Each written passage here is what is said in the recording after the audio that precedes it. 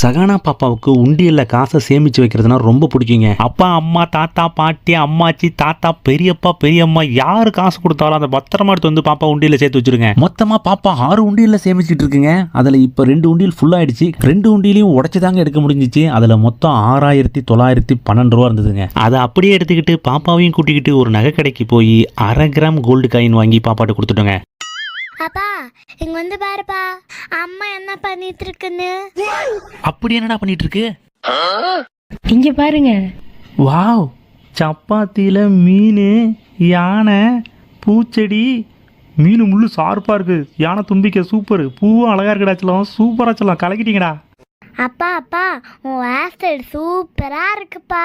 ஆ அப்படியாடா செல்லம், இந்தா நீயே வச்சுக்க. இன்னைக்கு ஃபேமிலியோட நம்ம எங்கே வந்திருக்கோம்னா திருப்போரூரில் இருக்கக்கூடிய முருகர் கோவிலுக்கு தாங்க. கோயிலும் சரி குளமும் சரி அவ்வளோ அழகாக அமைதியாக இருந்ததுங்க. இன்னைக்கு எனக்கு மொட்டடிக்க தாங்க வந்திருக்கோம். பாப்பாவுக்காக வேண்டுதல் வச்சுருந்தேன், அதை முடிச்சிட்டேங்க. பாப்பா எனக்காக சந்தனம்லாம் பூசி விட்டு பொட்டுலாம் வச்சுச்சிங்க. செம்ம அழகாக இருந்ததுங்க. முடித்த உடனே பாப்பா பொரிக்கலையை வாங்கிட்டு போய் குளத்தில் இருக்க மீனுக்கு போகிறேன்னு சொல்லிட்டு சூப்பராக போட்டு சந்தோஷப்பட்டுக்கிட்டாங்க. தோ கோவிலுக்குள்ளே வந்தாச்சு. அங்கே பாருங்கள் கோபுரத்தை, செம அழகாக இருந்ததுங்க. அப்படியே பாப்பா அந்த வாசல் வழியாக உள்ளே போயிட்டு அந்த வாசலை தொட்டு கும்பிட்டு உள்ளே போகுங்க. பார்க்கவே சூப்பராக இருந்துச்சு. உள்ள முருகரை நல்லபடியாக பார்க்க முடிஞ்சிங்க. எல்லாரும் நல்லா இருக்கணும்னு வேண்டிக்கிட்டோங்க.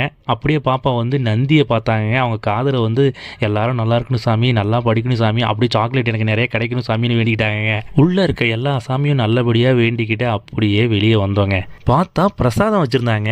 பாப்பாவுக்கு அதில் பிடிச்ச முறுக்குலாம் இருந்துச்சுங்க. பாப்பா காசு கொடுப்பா, நான் போய் வாங்குறேன்னு சொல்லிட்டு குடுகுடுன்னு ஓடி போய் அந்த அங்கிள்கிட்ட கொடுத்து 50 ரூபா கொடுத்து அந்த முறுக்கை மட்டும் ஃபேவரட்டாக வாங்கிக்கிச்சிங்க. வாங்கி சாப்பிட்டுக்கிட்டே ஒரு குட்டி தம்பிக்கு காது குத்து விழா நடந்துச்சுங்க. அதையும் பார்த்தோங்க. அதுக்கப்புறம் பாப்பாவோட சப்ஸ்கிரைபர் பாப்பா ஒருத்தவங்க இருந்தாங்க. அவங்க கூட பாப்பா ஜாலியாக என்ஜாய் பண்ணி விளாண்டுட்டு இருந்தாங்க. அதுக்கப்புறம் வாங்கிட்டு வந்த பிரசாதத்தையும் சாப்பிட்டு முடிச்சுட்டு பத்திரமா சந்தோஷமா வீட்டுக்கு கிளம்பி வந்துட்டோங்க.